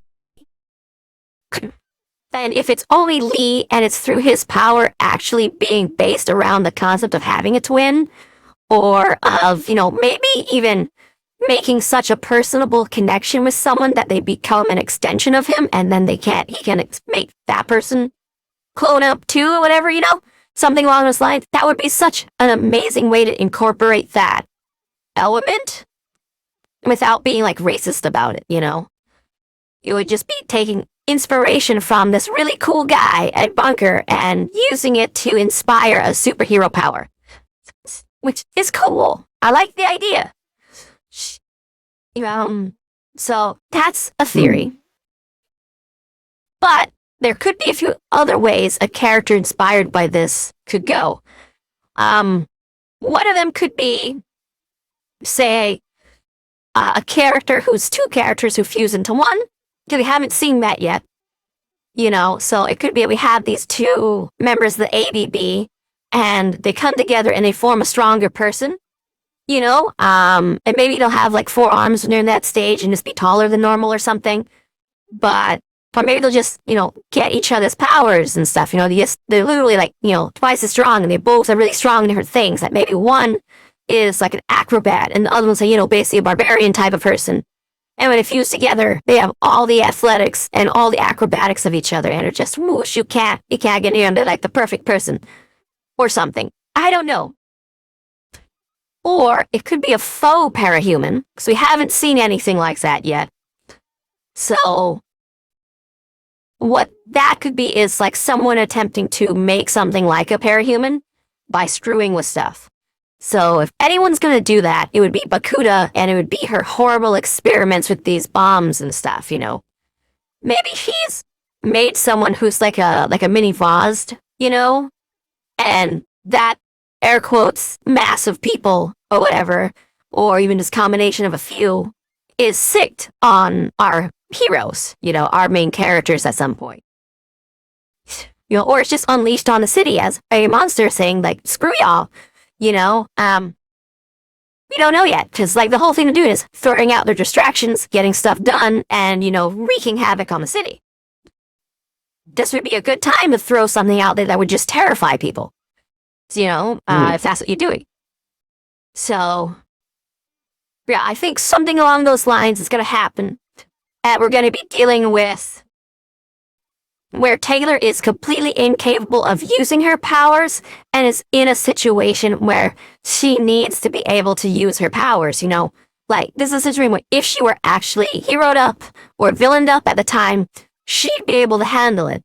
But now she's with her dad, and they gotta get out. Everything's going to hell. She doesn't have her buddies. They need to meet up somewhere with someone, and everything goes wackadoo.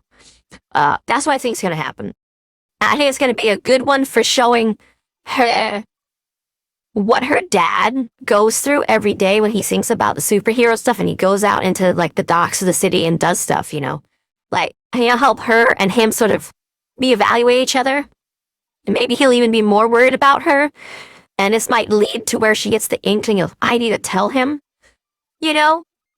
Or maybe, the thing goes kind of fast. This might be the point where it gets to a point where she's like, I have to use it. And maybe she could the whole time, it just wasn't. And then, actually use it to save their life from something. And that's how her dad finds out. So you have the power and stuff, And maybe she tries to pretend that the explosion and everything is what gave her it or something. I don't know. But I feel it's going to be something really dramatic between her and the concept of being alone and destruction upon the city and a little more of the ABB. We're going to see another aspect of it that gives us some clues as to what the hell's going on and just how big a threat Lung actually will be when he's back and fully in force and gets all the people he wants under him. That's what I think is going to happen. And I think somehow the concept of conjoined twins is going to come up in this chapter and really play a significant role. Maybe one of the villains will be able to fuse himself into you and pull information out when they come out. That could be a thing. It would be like like a negative version of Lisa, who's more messed up, That could be what we see. I don't know, but that's what I think's gonna happen. Something along those lines, and that's what we're gonna get. Yeah. Oh, okay. So I cannot wait to find out the next chapter. It says peaceful pizza party time. That's gonna make me so mad. I'll be honest. I can't think of a single chapter that is peaceful pizza party time. Not one. At least not after like the first couple. They did technically have a peaceful pizza party time. Cool. Met, okay. Yeah.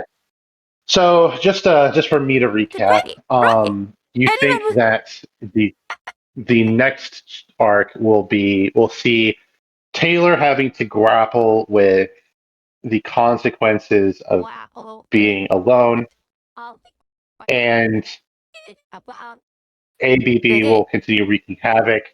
Lung will be a problem, and and like fused people to some method, in some way. Yeah. Exactly. I feel it really strongly that it's going to be there. Like, it could be literal twins who are interesting characters. It could be a special take on what Only Lee does. It could be a new character who fuses with others. Or it could be an experiment who is a fusion of people. Okay. Oh, there's another possibility. What if Bakuta's experiment stuff has taken her down the route of trying to fuse parahumans, and we get someone who is two different parahumans who she's tried that experiment on, whether it's like running the blood of one person into another to see what it does, and so maybe it acts kind of like a drug, and they kind of go up like, oh yeah, I can shoot lasers out of my eyes now, and I have fire breath, or whatever. That's still the way that could go. Yeah. Okay. Yeah, I'm so good at this. Yeah. All right. I mean, but yeah, I feel it's going to be a really intense chapter with a lot of woof. And then maybe we'll get to something a little calmer that starts building up again afterwards. But this chapter felt like it was the build-up for the big climactic part. So I'm like, okay, we got these big introductions of these people and stuff, and they're not quite in their normal stuff. So this next one, even if we deal with Bakuta again as like the leader of the thing or whatever, she's going to be in her normal gear now. She's going to be ready for a fight, and we'll see her as she should be. Like, it's going to be an intense one. We get our air quotes boss fight, or the mental equivalent of boss fight. It could literally be Taylor versus a normal hobo. But like, because no powers and everything and stuff there, it's super intense and like having a boss fight wheel. No powers, your head's all screwed up and everything. You know, maybe your dad's knocked out and you can't really walk upright. And now there's a random person who's like, everything's gone to shit and I'm gonna steal your car and I'm gonna kill you to get it. You know, as she has to deal with. So, but it will feel like a boss fight for us. That's my theory. All right. Yeah. I'm so excited, man. Well, I'm literally gonna start reading it right after this. I'm not gonna go into editing yet. I'm like, reading. Well, you know, not as after this thing, but after we're done talking for today, because we're probably gonna talk more about something else. But yeah. yeah. I mean, I know what you meant. Me. All right. Well. Okay. Yeah. Now, oh, wait. I need to guess about Eidolon. Oh. Yeah. I haven't met him yet, but I said I would guess about him in every episode. So I remember I guessed that he had a bunch of wives last time. This time, I'm gonna guess that Taylor is his mom.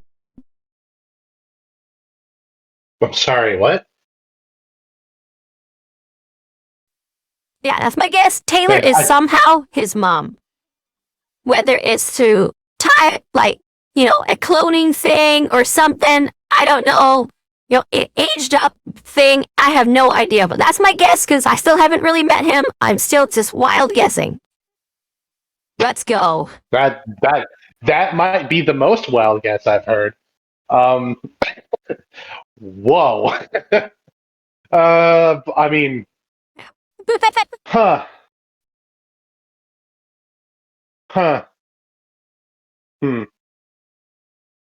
Now you've got my brain working now. Don't worry, guys. I'll get it one of these times. My guesses are wild enough.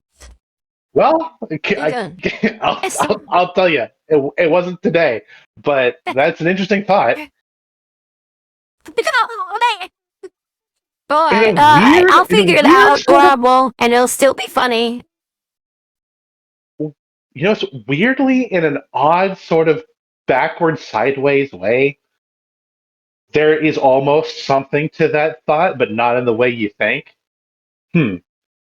Interesting. Well, I certainly had a great time today. And 2 days ago. Oh, I did too. I'm gonna have a great time. Oh yeah, 2 days ago I had a great time too. And I'm gonna have more of a great time when I read more. I certainly hope so. Also, definitely write in comments and stuff. And if you're reading for the first time, go ahead and make random guesses about Eidolon in the comments too, so we can all laugh about it when we find out what's really going on, and we're all wrong as heck. All right. And for those of you who know everything already, keep your fucking mouth shut. Yeah, do it. Keep it shut and just go, oh man, these guesses are amazing. Or something. That's what you get to say. Stuff along those lines. Like, keep it up. You're almost there. You got this. I believe in you with the guesses, okay? Yeah. Yeah, close. You know, post an image of a friggin' cigar and, you know, say almost. Okay. I think that's it. That's all we got today. Hopefully the volume is fixed. Yay. If it is, it will be as good on the next video as well. Woohoo! Only the highest quality for you folks. That's right! Yeah, woo! Okay, thank you for joining us! I'm gonna have Stalin say goodbye words, and then I will say final goodbye. Goodbye words. Final goodbye. Diddle-oo, chummy noodles, bye-bye, friendos. Have a good day, bye-bye, bye-bye, bye-bye now. Chummy noodles, bye-bye. All right. Diddle-oo,